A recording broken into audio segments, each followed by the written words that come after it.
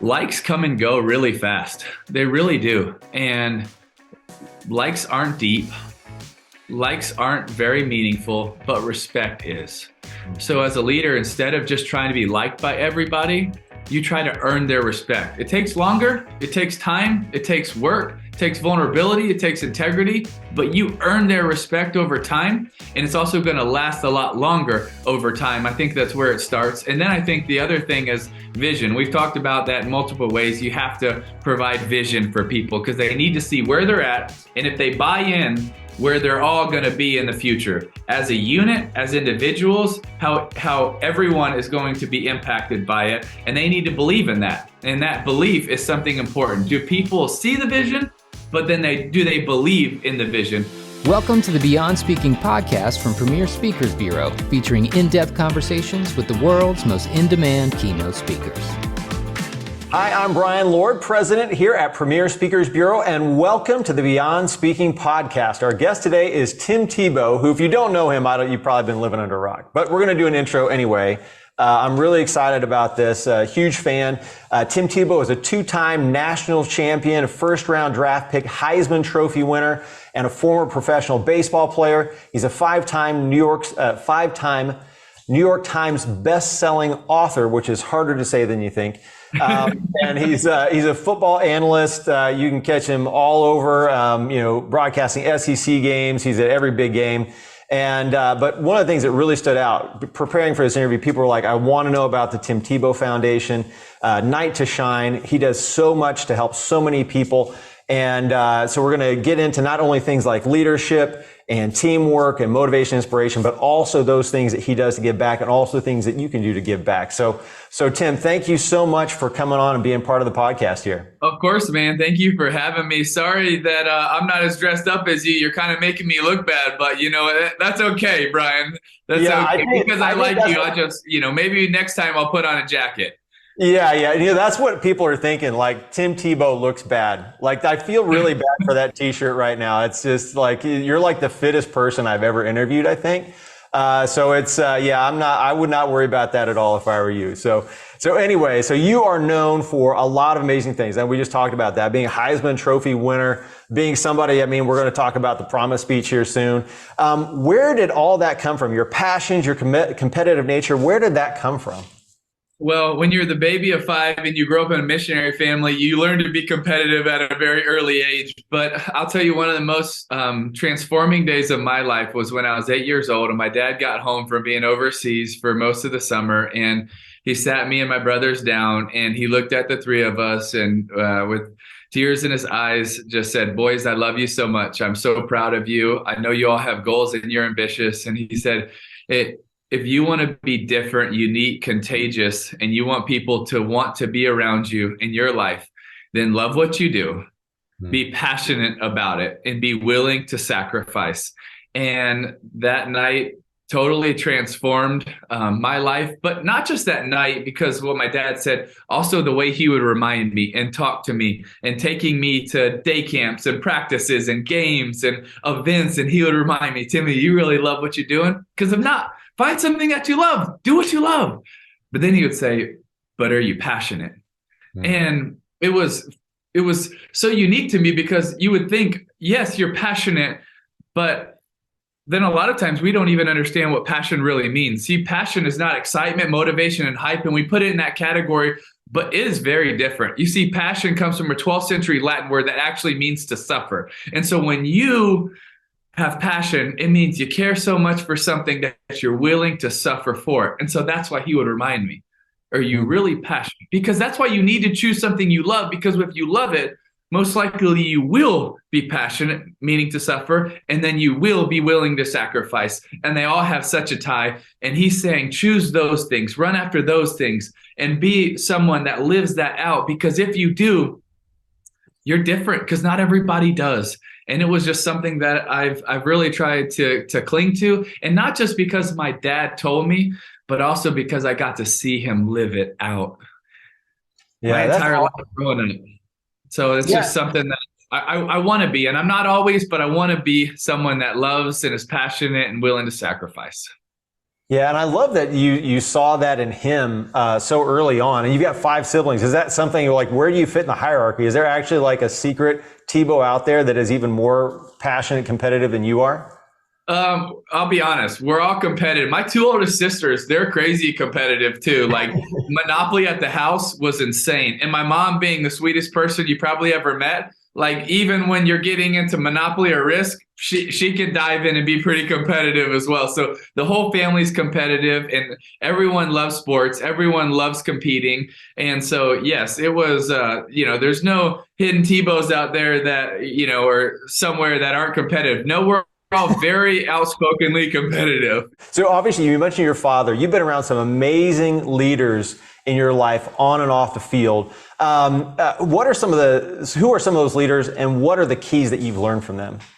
Oh, so many different leaders. My dad being one of them, different business leaders, different presidents of universities, different entrepreneurs, different pastors, missionaries, so many people I've been blessed to be around. And, I find it so fascinating because they all have so many unique, different traits. But to me, it all boils back to a few things. And one of the best leaders I've actually ever got the chance to be around was my high school coach, Coach Craig Howard. People think, oh, it's a high school coach. Yeah, because he was one of the most impactful men in my life. But he was also one of the most impactful men in thousands of kids' lives. And I can still remember so many of the things that he taught us. Do what's right. Do your best. Treat others the way you want to be treated. He would say, it's our job as coaches to love you, and it's your job to love one another. And when I was fortunate to win the Heisman and you could invite your coaching staff, and I said, no, I got to also have my high school coach because he had such an impact on my life. And he was there in New York. And then a few years later, when I was playing professionally, he suddenly passed away. And he was coaching at Southern Oregon, and I had professional stuff to do. And I told everybody, and I'm not someone that ever tries to skip or miss out. But I said, I got to go to his funeral and support him. He meant that much to me. And so I fly across the country, and I get there, and it's in a football stadium. And Brian, you know what was so cool?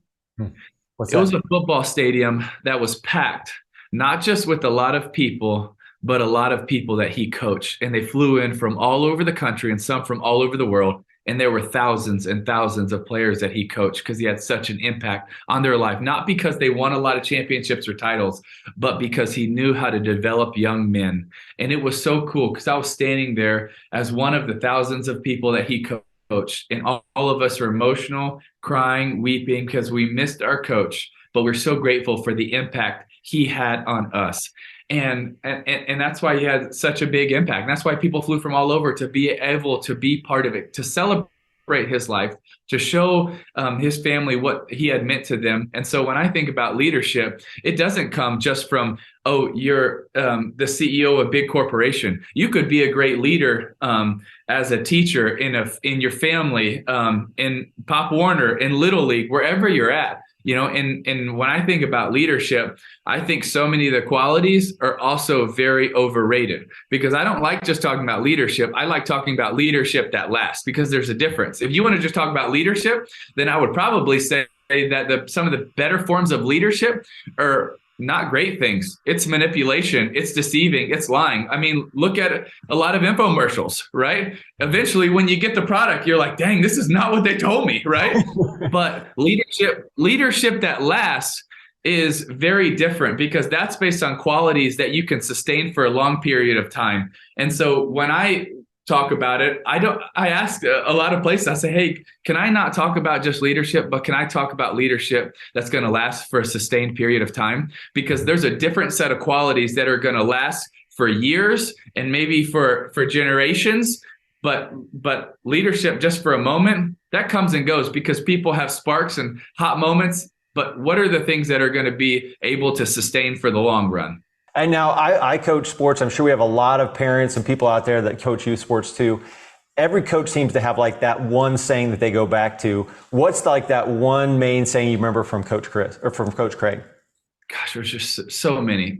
Probably to do what's right, to do your best, and to treat others the way you want to be treated. That was something he would always say. And then he would always hold up his right hand and he would say, Mo. And we would say, Coach, what does that mean? And he would say, you see this when we hold up our hand, we hold it up in unity together. And as the kicker getting ready to kick on the kickoff, we're all going to chant Mo. One, because we're in it together. So it's momentum. We're rallying together. Number two is because we have 5 fingers up. Well, 4 fingers and a thumb. And that means that we are going to stop them, get the ball back, and score within 5 minutes. So now he's painting a vision for us, right? He's bringing us together. Then he's painting a vision. When we hold it up, everybody knows that we're going to score in 5 minutes. That's our vision. That's our goal. So he's creating unity, and then he's giving all of us a vision. And great leaders always can cast a vision on other people.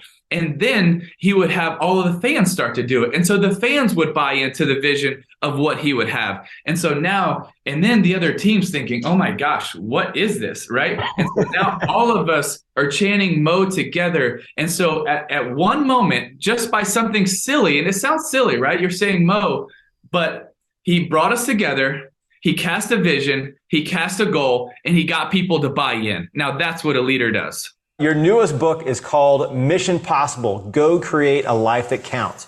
What's your mission, and how can you help other people find theirs? That's a great question, Brian.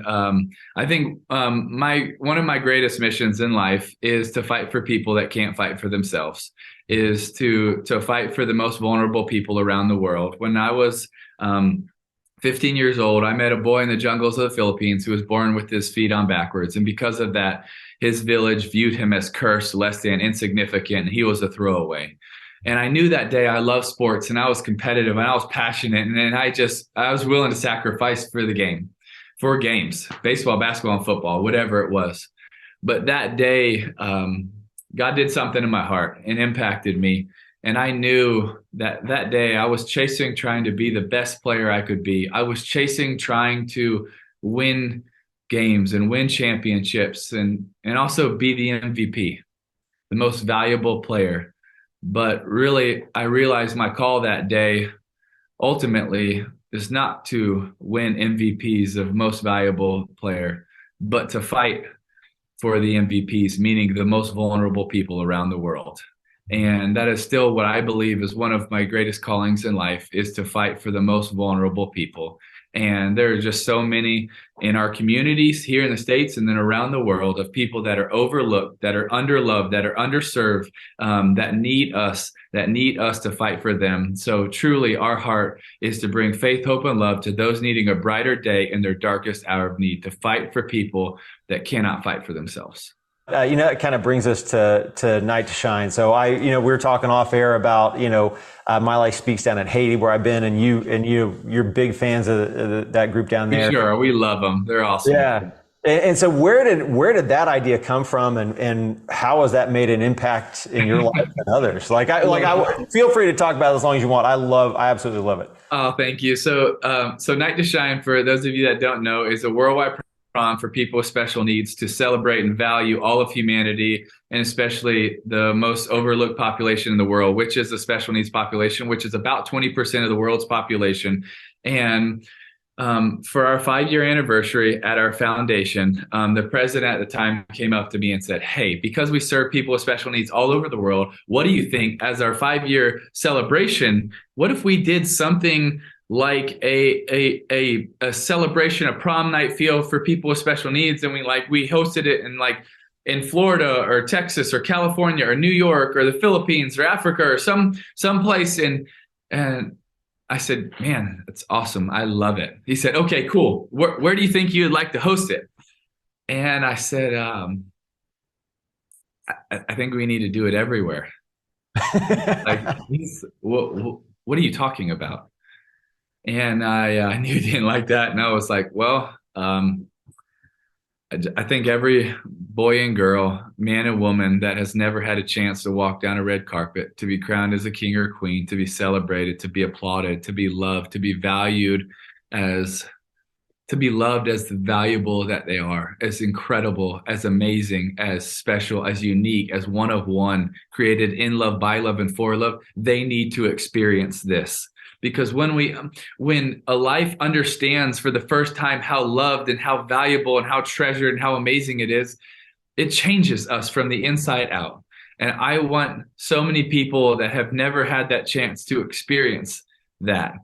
And he didn't necessarily it was kind of overwhelming at first, and we shared it with our team. We started praying about it and talking about it and painting this vision, and we thought, man, this is, who knows, we don't know what'll happen. And we came up with a 44-page manual the first year, and we thought, okay, well, the best way to get this around the world is through churches. And so we decided we're going to partner with churches. And so then we launched it. In the first year, we had 44 locations in 26 states and 3 countries. And we were like, oh, yes, God, you're so big. This is awesome. So cool.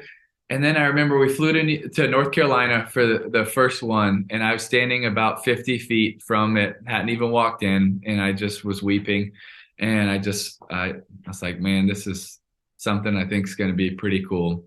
And after that, we went the next year to 201 locations and then 375. And now this year, we just celebrated in more countries than in events the first year. We just were in 46 countries just a few weeks ago, and celebrating thousands and thousands of kings and queens with thousands and thousands of volunteers. And just trying to share the worth and the value that all of humanity has. You've done a lot of things that are really big, but it's almost like those little Chuck Norris stories. You've got these Tim Tebow stories of things that are really small that make a little impact here. He sat with somebody here. How can people look for those opportunities to make a difference? Well, I think it's looking at the needs of other people and not always looking at ourselves. And I'll tell you, this is something that I fail at so many times in my life, and unfortunately, but we're always looking for that next thing to fill us. But I think sometimes if we are able to look at what other people need that we come in contact with. And, one example is, how many times have I been getting on a plane, flying overseas to go on a mission trip, but really maybe where I should have started was when I got on the plane, the person that's hurting sitting next to me. And all of us have those encounters. And if we're not just thinking what we have to get done, but maybe what other people need, I feel like we'll have a chance to have more impact. Because one of the questions I get a lot is, Timmy, how do I know my purpose? How do I know my calling? And I'll say, first of all, I'm not sure. But one way to maybe have a clue is, what have your eyes been open to, and what has your heart been pricked for? So has your eyes ever been open to a problem, to a need, to an injustice, to a hurting person, to a hurting people group? And you've had compassion, you've wanted to do something. Has your heart ever been pricked to step into it? If so, that's a really good place to start. Because it might not be your end destination, but it might be how, it is part of the journey for you to learn and grow and adapt and make impact. And then maybe you might continue the journey from there. And I just think that is just something that we need to, and leading with myself, need to be more open to taking those steps. And a lot of times people say, well, I'm not ready for it. And that's true. A lot of times we're not ready for it. One example was, my dad was overseas in an underground pastors conference, because it's a place where faith isn't allowed. And he's with this group of pastors, and there's people come in and they start auctioning off 4 young girls to be trafficked. And it's one reason my dad's such a hero of mine, is he's not someone that just can watch and not do something. And he has to do something. His eyes were open that day. His heart was pricked, and he had to do something. He wasn't ready. He wasn't prepared. He didn't know, everything that was taking place. So he took out all the money in his wallet, which was $1,250, and he purchased the freedom of these 4 girls. And that was something that when he called me and he just told me what happened, I knew my eyes were opened. Even though I wasn't there, my eyes were still open and my heart was pricked. And that ripple effect has had a ripple effect in my life, and then hopefully others, through what my dad did that day, of not necessarily being ready, not necessarily being prepared, but his eyes were open, his heart was pricked, and he was ready to respond, and he did. I mean, I love hearing all these different ways that you've had to, been inspired by your father and others to do difficult things. One of the most famous times that people know about you of coming through a difficult thing is, when you made the speech that people called the promise speech. You just lost Ole Miss, and you come out and you give this speech to your teammates. Tell us kind of what happened there and what became of it. We lost to Ole Miss. We got upset, and our goal is to have an undefeated season. We thought we had an amazing special team, and we did, but we just didn't show up. And I personally didn't show up with the right mindset, the right leadership. I would say that I showed up going too much through the motions and didn't lead the way and play the way I was supposed to. And I felt ashamed and guilty and hurt, and that I let so many people down. And so when they came to get me to go do the press conference, I answered all the questions. And afterwards, I just knew I had to say something. And so I shared the promise, but I actually don't think that they titled it the right thing, because they titled it and it's on the stadium as the promise and everybody says the promise.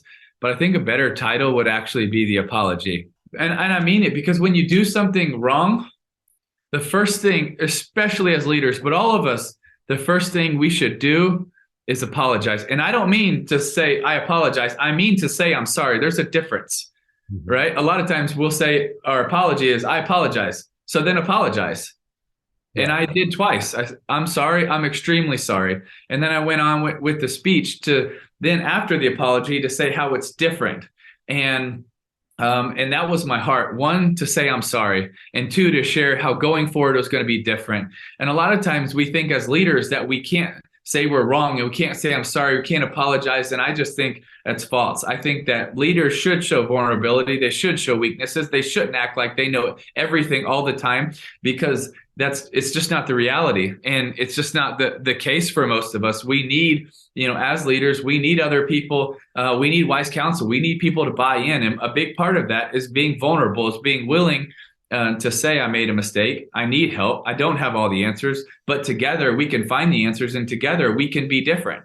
And so I tried to say I'm sorry, and I tried to say how it's going to be different, and that was something that actually now people share a lot of praise for. But actually, when I left and walked out of there, and I put my hoodie on, and people didn't know I was in the elevator, and some of the media got in right behind me, and they didn't know I was behind them, and they were kind of dogging me for saying that. And so now it gets taught as praise, but then a lot of people thought, oh man, he put himself in a really hard position.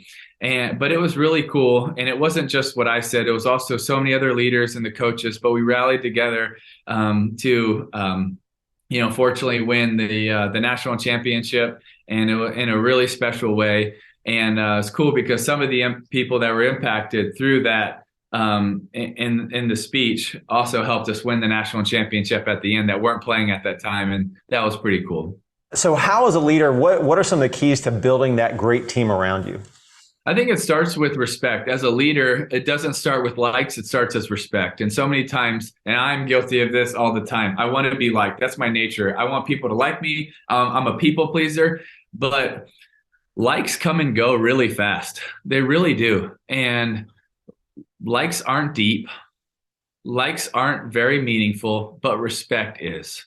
So as a leader, instead of just trying to be liked by everybody, you try to earn their respect. It takes longer, it takes time, it takes work, it takes vulnerability, it takes integrity, but you earn their respect over time. And it's also going to last a lot longer over time. I think that's where it starts. And then I think the other thing is vision. We've talked about that in multiple ways. You have to provide vision for people because they need to see where they're at. And if they buy in, where they're all going to be in the future as a unit, as individuals, how everyone is going to be impacted by it. And they need to believe in that. And that belief is something important. Do people see the vision, but then do they believe in the vision? And then the last two things I would say is then they need to see the passion in you, that you're willing to sacrifice for that vision.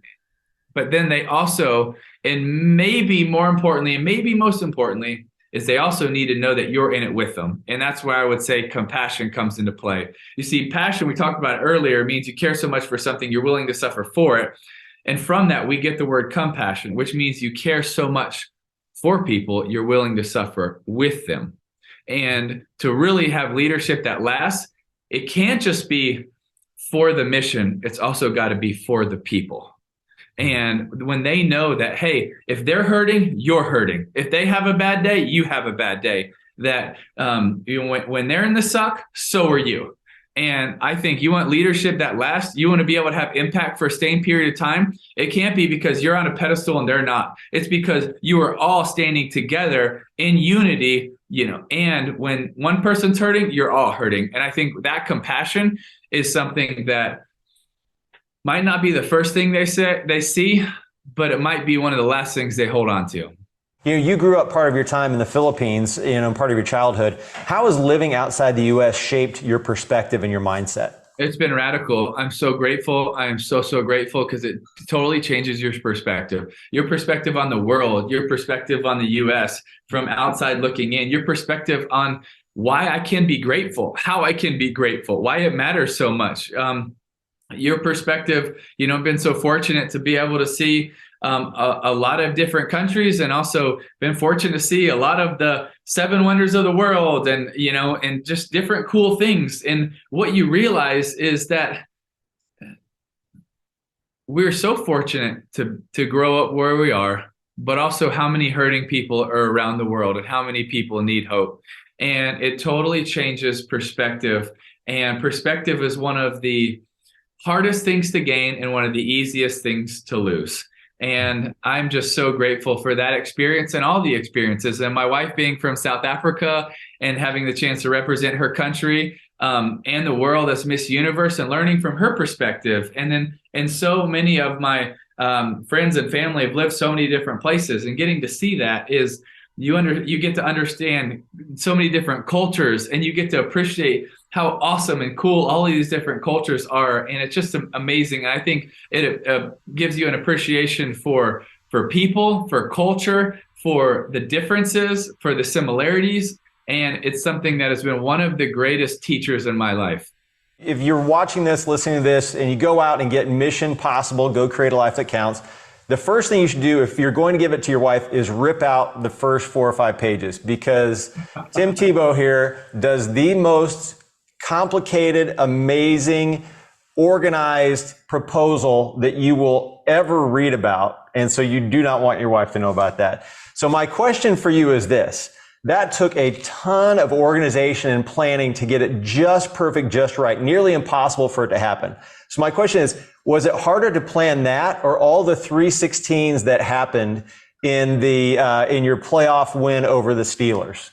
Well, the one thing is I was trying to plan the engagement. I was not planning the 316. So that was, I think that's a big difference. But I put so much planning and thought, and my family and friends helped so much.